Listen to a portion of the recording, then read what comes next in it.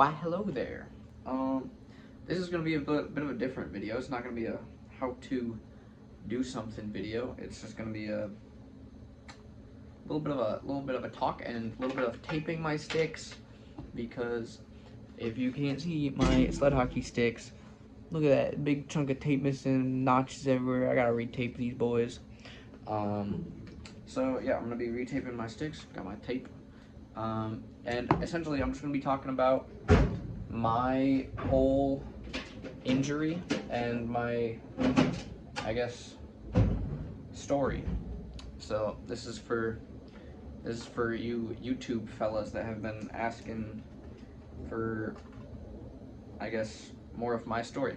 So I guess I'll start taking this tape off. So if you didn't know, I got injured playing stand-up hockey. I guess regular ice hockey. I was like coming in to shoot on the net and going full speed, coming in, gonna take a shot, and then as I'm shooting, some guy comes in from behind me and like checks me, and we both fall over, and it's a big old kind of a tumble, and then full speed into the boards, whack, and I like fall backwards, back first into the boards. Guy falls right in front of me, into me. The whole thing essentially ended up with my T12 vertebrae fracturing, breaking. It broke, I guess, and it broke and severed my spinal cord. And so then, as a result of no more complete connect spinal cord, I can't feel anything or move anything below my hips about. So like I can feel like my belly button is completely normal, and then a little bit below there it starts getting like fuzzy, I guess, like I don't feel as much, and a little bit below that it just stops completely. And so like in my legs and feet there's no feeling, no muscle movement, and so yeah, but so I got hit, and I didn't know right away that I was gonna be paralyzed, but because I was like got hit, I'm laying on the ground, I'm thinking, damn, I just got hit hard and my back really hurts. And I was like, all right, I just gotta wait this out. You get the wind knocked out of you, you just wait it out, you get back up, you go to the bench, and you take a shift, and then you're back to playing. And so that was what I was thinking was gonna happen. I was gonna give it a minute, be all good, and then be back to playing before too long. And that did not end up happening. Long story short, I was like on the ice, laying there. It was a big hit. Everyone saw it. Like, this guy got hurt, and so the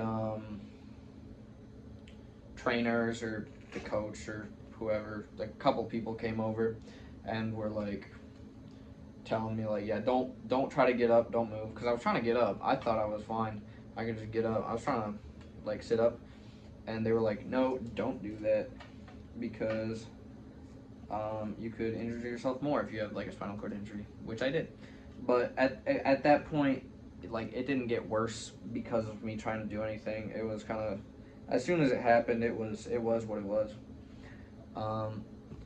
And so they were like, don't get up, don't move.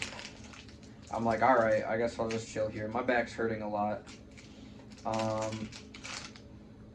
And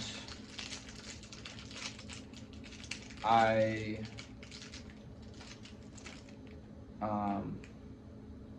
where was I? My back hurts. I'm lying on the ice, looking up at the rafters. I look over at like the bench, and everyone there is looking concerned. So I like smile and wave at them, but my back's still hurting, and I gotta like lay back down. But then they eventually are like, all right, Max, can you wiggle your toes for me? And I'm thinking in my head, easy peasy, I got this. I've wiggled my toes like 100 times. And so I'm thinking, all right, easy peasy. Let's go wiggle my toes real quick. And so I try, and then I'm like, all right, wiggle. My hand is my toes. It's representing my toes. I'm like, wiggle. And I'm feeling it. Like, I'm not seeing my toes because they're in my skates and they're way down there, and I'm laying on my back. But I can tell they're not wiggling, or I don't feel them wiggle. And so I'm like, nah, I can't wiggle my toes. And at that point, I'm thinking, well, that's strange. I've never had this happen before, but it'll probably go away in like a couple minutes or something. Um, and I'm concerned now. I'm concerned about what the outcome might be, but I'm optimistic. I don't think it's going to be paralyzed forever. Um, and the and they're like, all right, well, that's not great. So they call 911. They're like, get an ambulance over here. We got an injured guy, and he's gonna need to get stretchered off and go to the hospital. And at least I'm assuming that's what happened. I didn't hear the actual 911 call. Um, yeah. So then they came and they were like taking off my hockey gear because I'm all geared up, and they don't want you to be all geared up when they're doing medical stuff because then they can't get to you or something. So like, either way, I was done playing hockey for the day, so I had to take my gear off, or they had to take my gear off. um, and so yeah, they started taking my skates off, and I didn't know that. I didn't know they were taking my skates off. And I look over and I see someone holding my skate, and I'm like, huh? You're holding my skate, but I had no idea that you took my skate off. How does that work? How does that work? And so that was another clue that everything was not okie dokie. Because you never want to see someone holding your shoe when you never felt someone take your shoe off, because you would notice that kind of thing, you would think. And so yeah, they took my skates off. I'm confused. Also, this is a side note, I kind of just remember this. When I'm lying on the ground, I asked them a couple times where my legs were, because I'm lying on my back looking straight up. I'm not moving really, so I'm not looking at my legs. I can't see my legs, but in my head it feels like instead of lying flat on the ice like they should be, it felt like they were up like this, knees bent up like that is like how it felt in my head. And so I'm like, where are my legs? Are they up on anything? Like, why does it feel like they're like this instead of like this on the ice? Because they should just be lying flat, and they were lying flat, but I couldn't feel that, and because I was paralyzed, but I did not know that yet. So, uh, yeah. So I was asking them that a bunch of clues indicating this guy had a spinal cord injury, but I didn't really know that yet. So I get in the they put me on a stretcher. They got to do a whole transfer, get me on my back, and roll me onto the stretcher. And that's not fun when your back is hurting and people are rolling you around. It hurts. Um, but yeah, so they put me on the stretcher, took me out to the ambulance, and took me to the hospital. And this was an out of state game, kind of like barely out of state, but it was in Pennsylvania, and I live in like Cleveland, Ohio. So it was a good 2-3 hour drive from my home. And so we went, and we're in like the Pennsylvania hospital, and they're doing like the ER, I guess, and they're doing like their scans or whatever. I'm asking for painkillers because my back really hurts and I would like it to stop hurting. And they're like, no, we just gotta run like some scans for some tests first, real quick, before we can get you painkillers or something. There's a wait, hold tight, just a minute. And I'm like, okay, I guess, okay. I'm like in pain, obviously. And it's, as far as getting paralyzed goes, the actual pain is like not as bad as you would think. Obviously, it hurt a lot, but relatively not that bad. Like if someone just like threw a rock and it hit you in the back, you're like, ow, that really hurts. But it's not like, I don't know. It's hard to explain, but it hurt a lot, but you would expect it to hurt more, is what I'm saying. Like it wasn't like I'm passing out from pain kind of pain. Also, I'm conscious throughout this whole time, and all right, I'm gonna have to edit this together in 2 clips, but I accidentally stopped my recording. But yeah, so it's not super bad pain. It is bad pain, but it's not like atrocious. It's not unbearable, I should say. All right, I gotta tape this up. But so then they have some scans that they want to do on me to see what's broken with this guy, because he's obviously not right. And so they put me in a little scanner. They're like, all right, this won't be too long, and then we'll get you your pain meds right after. And so I'm still hurting, but I'm like, okay, I guess that's fine. And they put me in there, and they're like, all right, this is going to be a little minute, but what kind of music do you like? What kind of music would you want to listen to?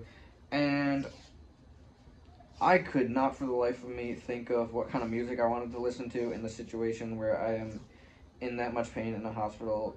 And so I just thought of the first thing that could come to my head, and I said Led Zeppelin. Because like I said, I've been listening to Led Zeppelin for a bit, and Led Zeppelin is great. I was like, Stairway to Heaven. Anything that's like Stairway to Heaven, play that. And that was not what ended up getting played. I don't know what happened. But while I was in the little scanner, they like kind of rolled me in. I don't know exactly what kind of thing it was, but maybe a CT machine. But they rolled me into it, and it like started up, and they went into the other room, and I couldn't talk to them or hear them, and they couldn't hear me. But what music ended up playing was country radio. Don't know how that happened. I did not hear Stairway to Heaven by Led Zeppelin. And they couldn't hear that I was saying, hey, this is not Stairway to Heaven by Led Zeppelin. So that lasted much longer than I thought it would. It took like a good 20 minutes of just being in this little scanner, listening to country radio, and being in a lot of pain because I wasn't on pain meds yet. So that was fun. But eventually that ended and I got my pain meds. And so I'm thinking at this time, like, just get through it. Pain is temporary. At some point in the future, I will not be in this much pain. And I was right. Because right now I'm not in that much pain. But like pain doesn't last forever. And you'll get through it. It's a life lesson. That's deep. But yeah, so I'm just coping with it, and they give me pain meds, and then eventually they're like, all right, well, you're gonna need surgery. You got your vertebrae fractured, and your spinal cord is cut. Surgery isn't gonna change much if we wait like 3 hours versus doing it right now.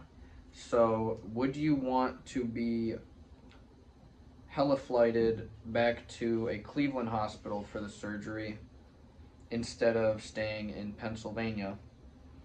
because whatever hospital you get surgery at, you're gonna be staying there for like a good 2 weeks.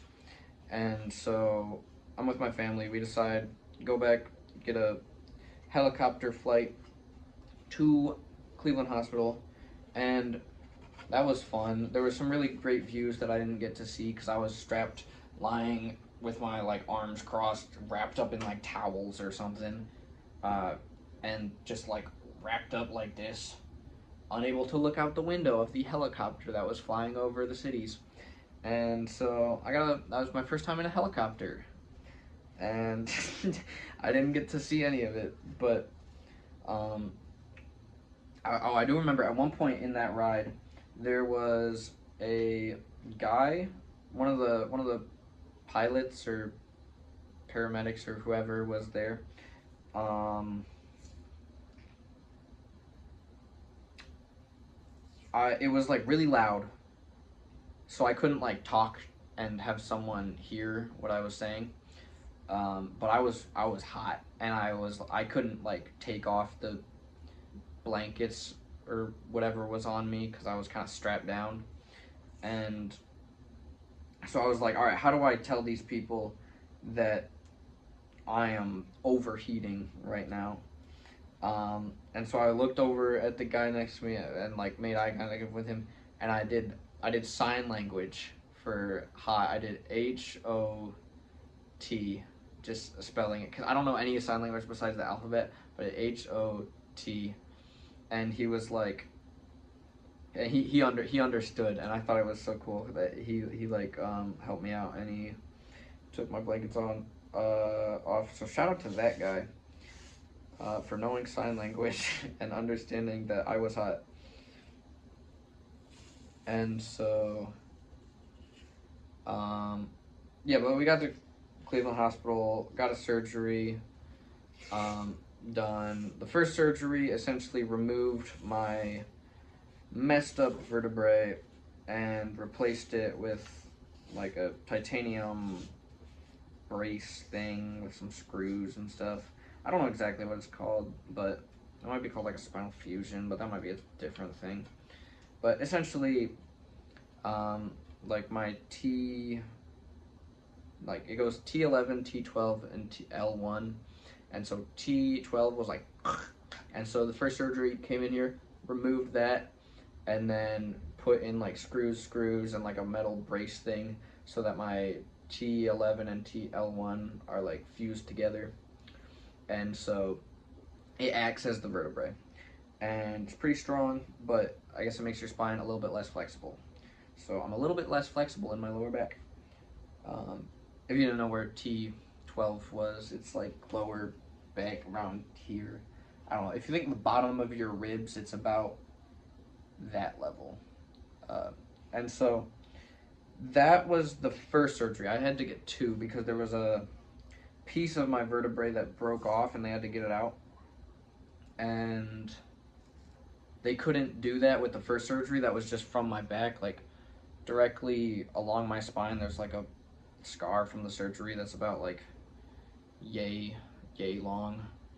But they couldn't get it at it from that surgery, so they had to go in from the side. And to get at it through my side, they had to take out one of my floater ribs. And so I have one less rib and one less vertebrae. I don't really know why they couldn't put the rib back in, but I guess that's just not how it works. But yeah, so I have a scar on my back and a scar on my side where the rib was. And so yeah, that was my two surgeries. The second surgery was a couple days after, but I'm almost done taping my stick, so I'm gonna speed up the story a little bit.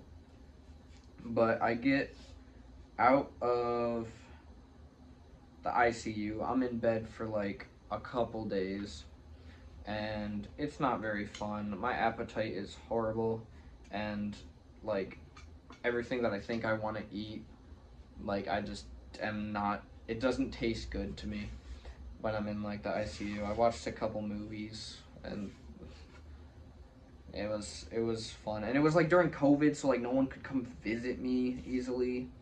And my brother like tried to sneak in the hospital or something, but it was bad. Like only my parents could really come and see me and help me out. But it was an interesting time. I don't remember much from the ICU. But then eventually I got moved to rehab, inpatient rehab facility, and got some therapy there. They were like, oh, it's probably going to take like 4 to 6 weeks of therapy before you're good to go home. I'm such a baller. I got done with it in 3 weeks. And so that was pretty fun. They taught me how to sit up and do a lot of the stuff that I made YouTube videos for. And so yeah, then I got outpatient therapy for a good probably 2 months or so. I was in outpatient therapy, and I got therapy to learn how to drive again and how to do wheelies and go up and down curbs and stuff, and like the leg braces, how to use those. And yeah, but the best therapy of all, sled hockey, which is what these sticks are for. That's some foreshadowing. I was like, there was some foreshadowing with that. But sled hockey, a couple months after my injury, I got into sled hockey, going from regular hockey to sled hockey. And it was not exactly the greatest transition ever, because in stand-up hockey, I was great. I wouldn't say, I know I wasn't great, but I was like good at the stuff you need to be good at for hockey. I could skate, I could shoot, I could pass. Mainly I could skate. In sled hockey, it's a completely different thing, and I had to learn it all over again, and I was not happy about being bad at a sport that I should be good at, because I had been playing it for 8 years. I should be good at this sport. But eventually I did learn how to get better at sled hockey, and got really into it, and I'm still really into it. And I'm trying to get to the Paralympic team if I can, or I just want to find out where my skill ceiling is really, and play on like the highest level team that I can. And yeah, I've gotten back to a point where it's a fast-paced, high-contact sport, and so it's a lot of fun. But yeah, that's my basic injury story, and like that day, what was going on. And yeah, so that's what happened.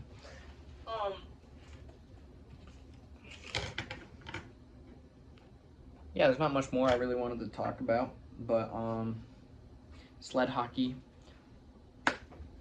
a million out of 10 sport. It is the greatest. I love it. I've tried a lot of other ones. Lacrosse, wheelchair lacrosse is a close second. Wheelchair basketball, kind of overrated in my opinion. They should lower the nets, personally. Maybe for the pros they shouldn't lower the nets because they can shoot on the nets fine, but like I can't shoot a 3 if the foot is 10 feet in the air and I'm sitting at a nice 4'5" in a wheelchair. And so yeah, wheelchair basketball is just not it for me. This window is open and it's really cold. I'm just in my dorm right now, but yeah, hope you enjoyed this video, learned a little bit more about me or something, or it was interesting. But yeah, have a good one. Like and subscribe.